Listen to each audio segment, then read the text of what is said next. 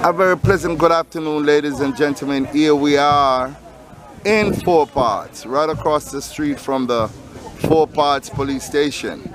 I'm here with a born Clarendonian, Empress Ibi.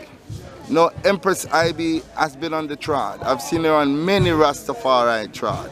But the trod of Nzinga King, I've seen her in Mandela Park, giving her strength, giving her support. This is my first time actually speaking with her, so now we'll get a chance to hear from an empress, a mother, what it is like for your daughter, if that was you, to come home or you pick her up in the condition that you saw little Nzinga.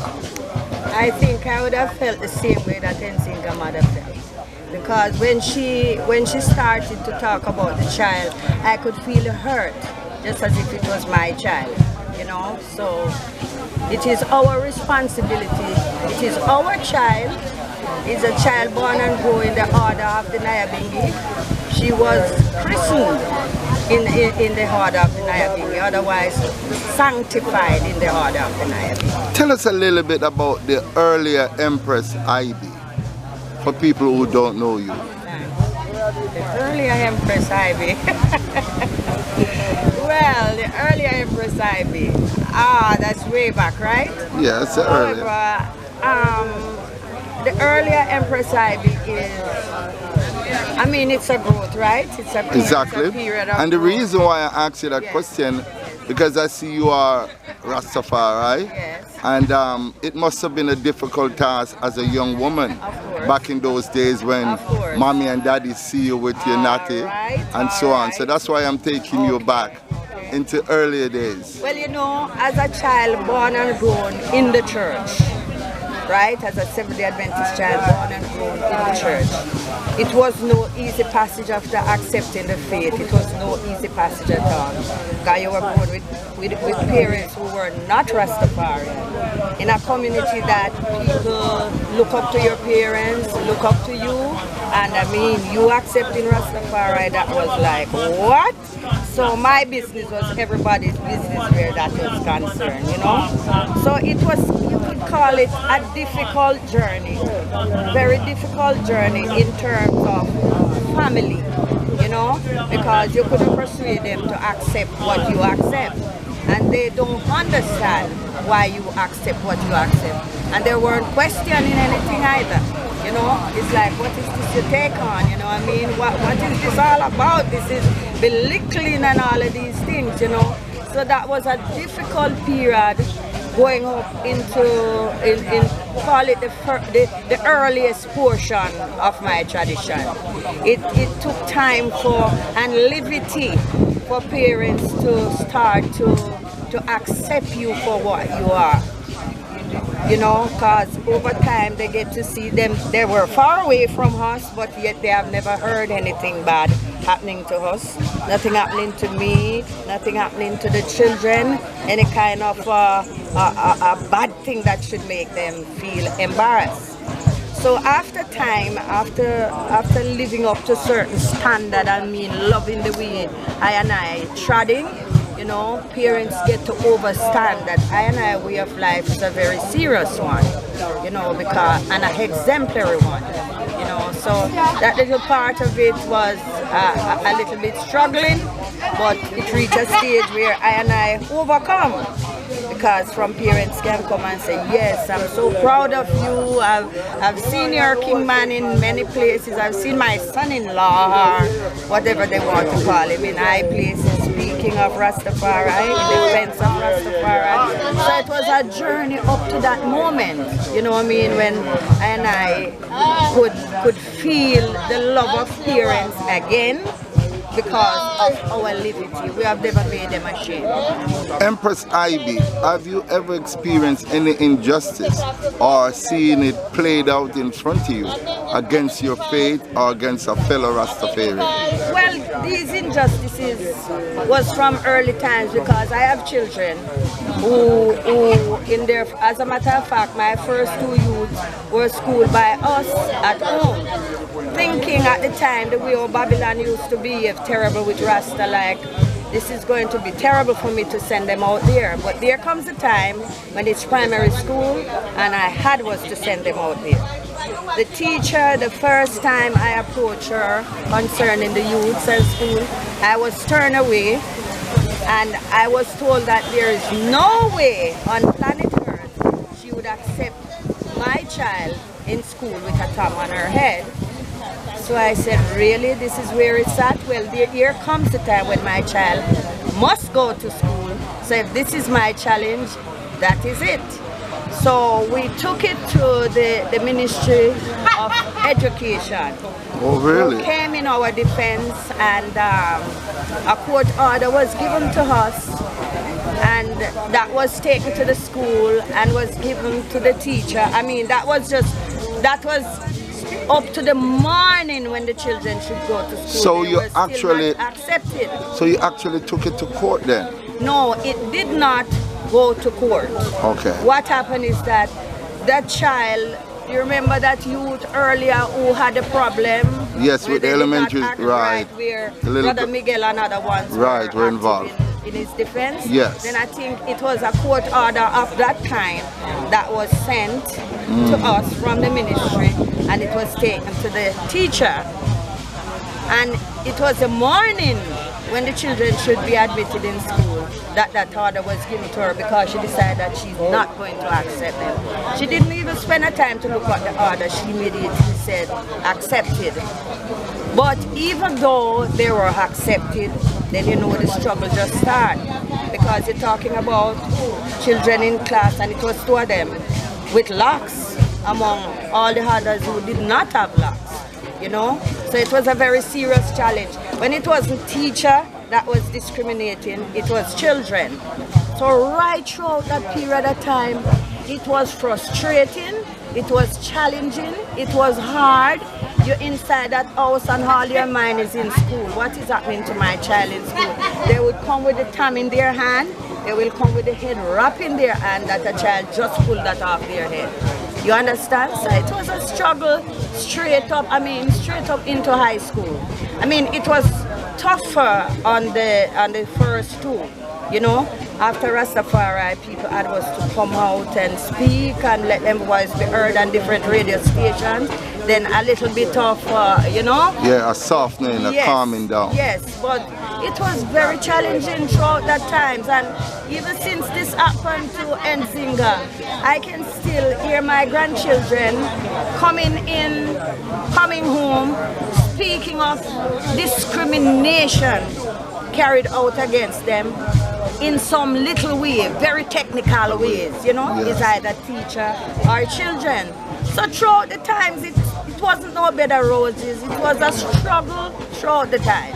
Where were you when you actually learned, or how did you learn of what happened to little Nzinga? Okay, I rise up in the morning, and when I look at my phone, I saw this sister sending a message, that same video that you saw with the mom. Yes. And I said, wait.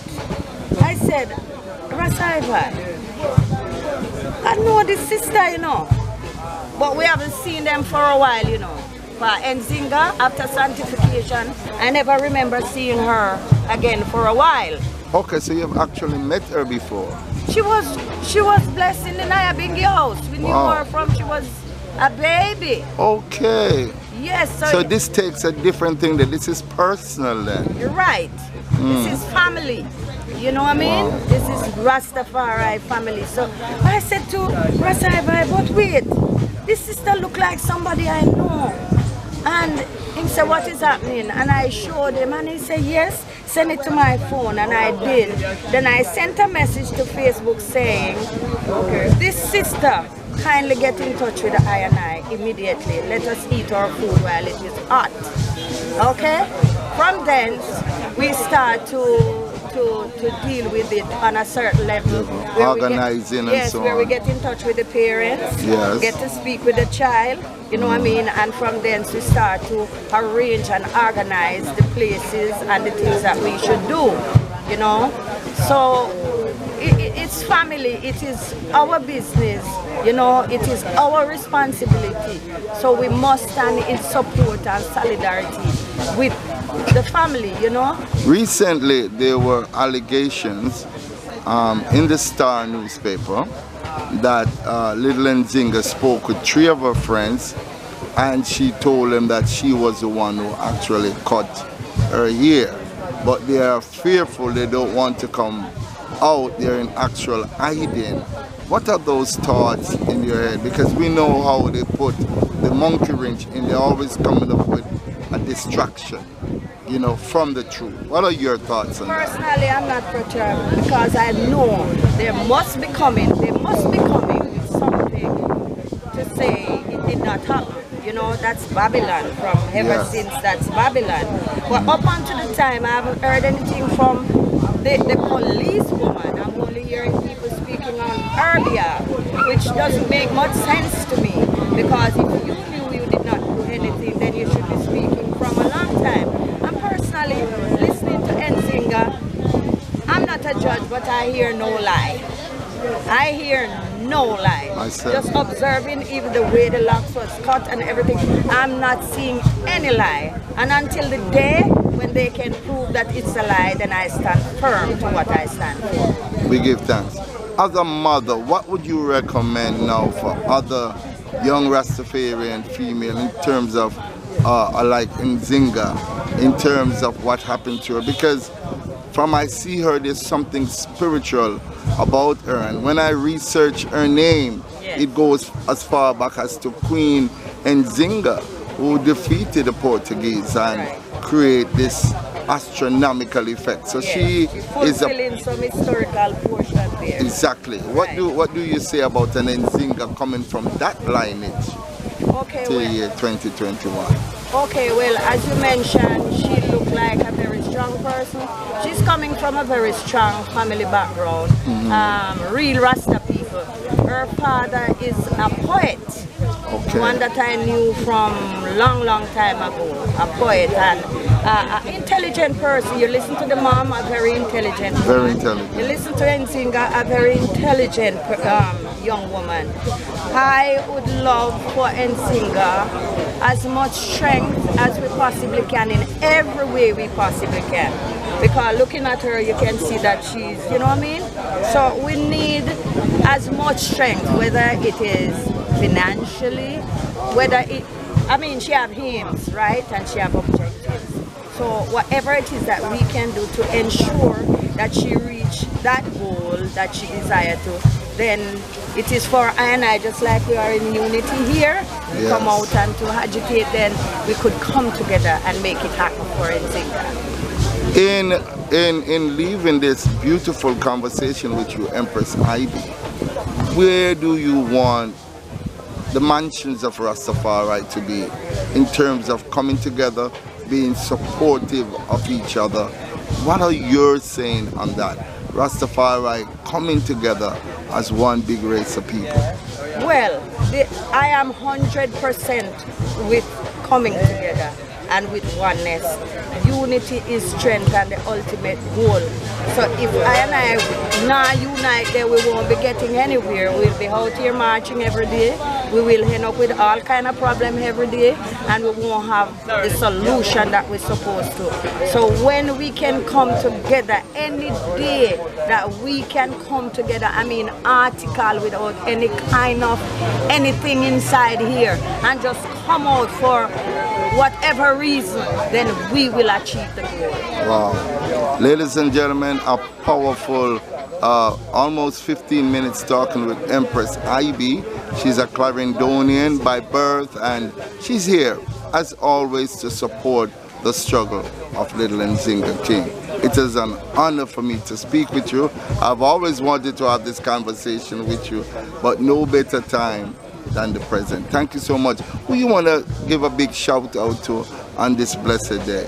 Well, you know, I just want to give a big shout out to the entire Rastafari community, because as we are right here globally, globally the Rastafari community is attached to everything that is taking place right now. I mean, they are seeing everything, they are with us all the way, you know. So I just want to send a shout out to all conscious-minded, positive people. Me not leave out nobody, you know what I mean. Much love and blessings, and hopefully whatever it is that we come together for, we will achieve through the might and power of His Imperial Majesty and the Royal Empress. Give thanks. Ladies and gentlemen, there you have it. Empress Ibi, right across the street from the Four Parts Police Station, speaking to a goddess. I give thanks for such meeting. Thank you so much. Thank you so much, brother. More strength to the eye, see? Thank you.